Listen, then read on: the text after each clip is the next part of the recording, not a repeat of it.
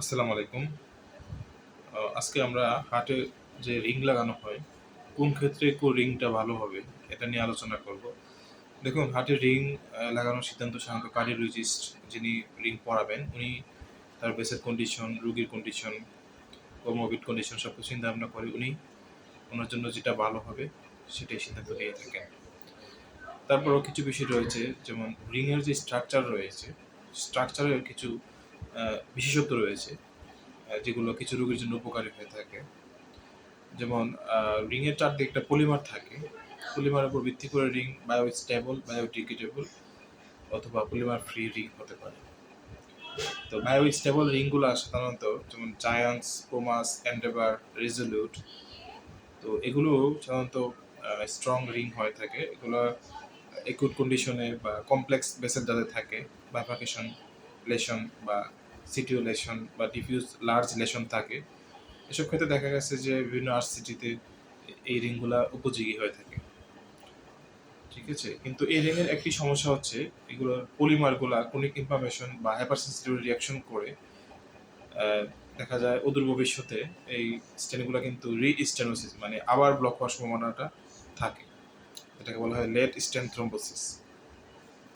এটা একটা এই স্টেনগুলোর একটা সাইড ইফেক্ট। আর আরেক ধরনের স্টেন্ট হচ্ছে বায়োডিগ্রেডেবল স্টেন্ট, অর্থাৎ এখানে যে স্টেন্টের গায়ে পলিমারটা থাকে এটা ডিগ্রেড হয়ে যাবে সময়ের সাথে সাথে, 6 মাস থেকে 1 বছর পরে। এজন্য পলিমারের যে সাইড ইফেক্টটা এখানে কম হয়ে থাকে।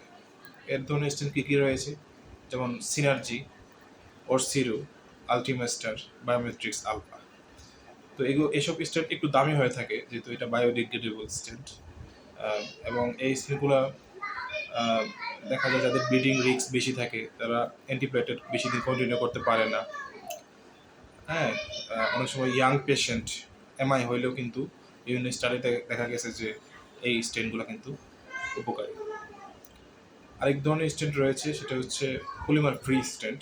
তো এগুলোতে দেখা যায় স্টেন্টগুলোতে রিজার্ভার থাকে বা বিভিন্ন পোরাস থাকে, এগুলোতে এই স্টেন্টের গায়ে যে ড্রাগগুলো লাগানো থাকে কিন্তু কোনো পলিমার থাকে না। তো পলিমার না থাকার কারণে পলিমারের যে সাইড ইফেক্ট একেবারেই থাকে না এই স্টেন্টগুলোতে। তো এই ধরনের স্টেন্ট কী রয়েছে, যেমন বায়ো ফ্রিডম, CRE8 বা আরেকটা স্টেন্ট রয়েছে সেটা হচ্ছে ইউকন। এই স্টেন্টগুলো পলিমার ফ্রি।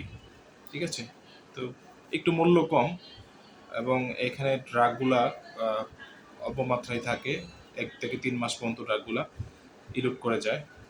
এবং এই ক্ষেত্রেও কিন্তু যাদের ব্রেন রিস্ক বেশি বা এল্ডারলি ফ্রেইল পেশেন্ট বা যাদের হেমোরেজিক স্ট্রোক বা রক্তপাতজনিত যাদের সমস্যা, এবং যারা দেখা যাবে কমপ্লায়েন্স কম, 2টা ওষুধ যে রক্ত পাতলা করার যে ওষুধটা দেওয়া হয় স্টেন্ট পড়ানোর পরে, যারা এই ওষুধগুলো কন্টিনিউ করতে পারবে না তাদের ক্ষেত্রে কিন্তু এই ধরনের স্টেন্টগুলো উপযোগী।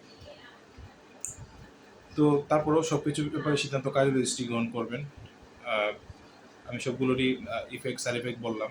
আর ডায়াবেটিস রোগীদের ক্ষেত্রে বিভিন্ন আরসিটিতে দেখা গিয়েছে যে জায়ান্টস, পোমাস, সিনার্জি বা অরসিডু এই স্টেন্টগুলো কিন্তু ডায়াবেটিস রোগীদের ক্ষেত্রে আরসিটি দেখা গিয়েছে যে উপকারী হতে পারে।